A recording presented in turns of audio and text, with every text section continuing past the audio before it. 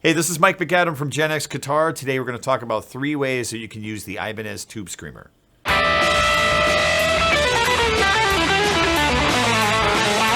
So the Ibanez Tube Screamer has undoubtedly been a classic pedal that nearly every guitarist has owned at some point. And one of the things I think that's incredible about this pedal that's added to its lasting power is its ability to mold itself into other pedals. Other than being a great standalone guitar effects pedal, I'm going to talk about 3 ways you can use this pedal that you may not have thought of doing before. Number 1, as an attenuator. One of the things you could do with the Tube Screamer is if you have a really loud amplifier like this Marshall back here, which I didn't use today because it wasn't behaving very well, you can actually use it as an attenuator. The Tube Screamer does a really great job of taking that amp and allows you to get the full cranked sound of the amp and then just use the level to bring it down. Now you could say, well, I could do this with virtually any distortion pedal, and you could, but one of the things I think is great about the Tube Screamer is it's pretty transparent. So you can turn it on, tighten up the low end a little bit, have that little mid-range bump, and then just adjust the level where you need to. Other pedals, like I said, might do this, but the Tube Screamer tends to work very well in this context with a wide variety of amps. So though I will use this Marshall with an attenuator, sometimes I will just use it with the Tube Screamer and just get it to do what I want it to do at the level that's tolerable. Number 2, as a lead boost. Now again, it's not the most transparent lead boost out there, especially these days.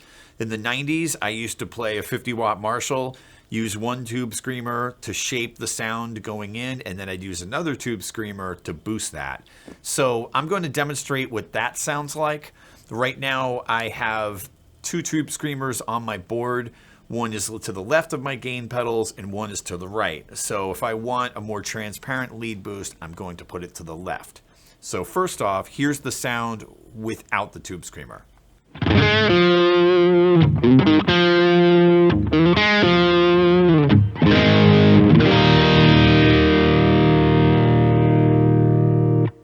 So now I'm going to add the Tube Screamer, and you're not going to hear the volume go up as much on your end, but you will hear the mid-range character change a bit, tightens it up a little bit, and it gets this kind of sound here.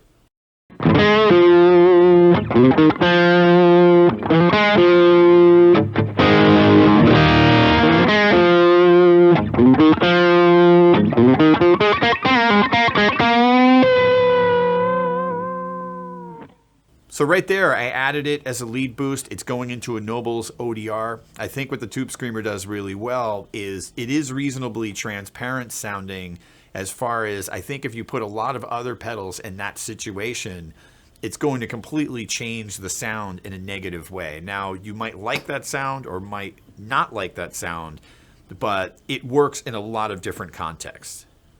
Number 3, as a pedal that you can stack onto another distortion or overdrive. I think the Tube Screamer does a really good job of taking existing overdrive. If you put it to the right of it, it will add distortion and it will add some of its own character, but it won't ruin the sound that you're trying to mesh it with. And I think that's really the superpower of this pedal. It does that incredibly well. Now, I could be here for the next 5 years reviewing all the overdrive and distortion pedals that are out there, so I'm sure there's something that does this really well. As a matter of fact, I use the Voodoo Lab Sparkle Drive because I think this does this even better than a Tube Screamer, though the architecture of that pedal is very similar. So right now what I'm going to do is I'm going to demonstrate this with 3 different pedals as overdrives. So right now I'm going to start with the Nobels ODR1, and I will put the Tube Screamer to the right of it. We'll start off with just the Noble so you hear that, and then we'll add it.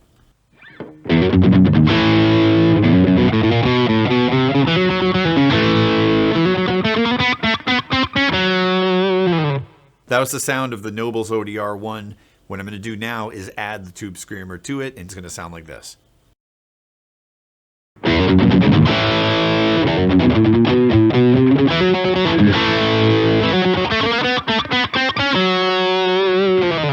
So there, I had the level and the tone control at 12 o'clock to make it sound more neutral, and I had the gain at about 9 o'clock. So I wasn't trying to add a ton of gain. I just wanted to shape that gain a little bit more. So what I'm going to do now is demonstrate this with a couple of different type of distortion pedals just to hear how well and how versatile this pedal is in conjunction with those other pedals. So the next pedal I'm going to demo this with is an Archer, which is a Klon style overdrive pedal. So on its own, it sounds like this.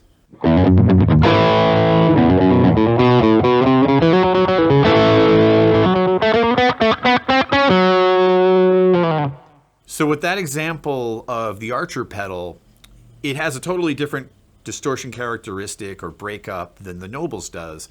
But I'm going to add the Tube Screamer here with exactly the same settings, and you'll hear what it does to it now.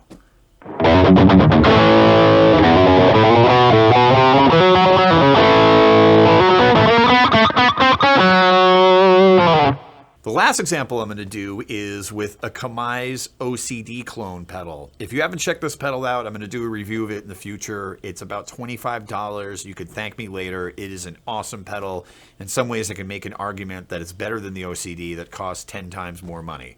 Anyway, here's an example of just the Kamise pedal.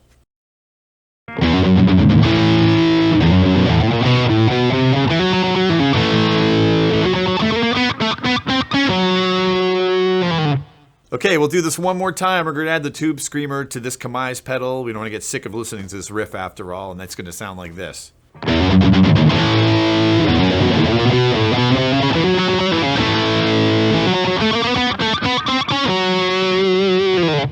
All right, that was starting to get a little metal sounding, but you get the idea. The Tube Screamer still attached itself to that pedal without completely ruining the sonic integrity of the pedal that you're putting next to it. So for gear today, I'm using this 59 R9 Les Paul.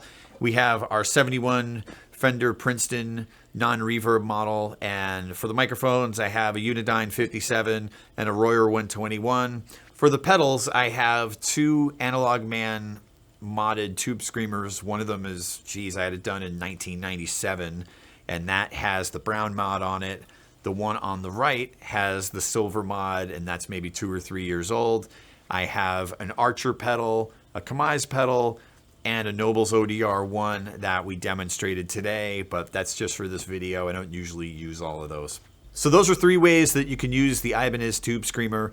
If there are other ways I hadn't thought of besides as a paperweight, please let us know in the comments section. In the meantime, if you enjoyed this video, please consider subscribing. It helps the channel grow. I'll plan on seeing you in the next video, and thanks for watching Gen X Guitar.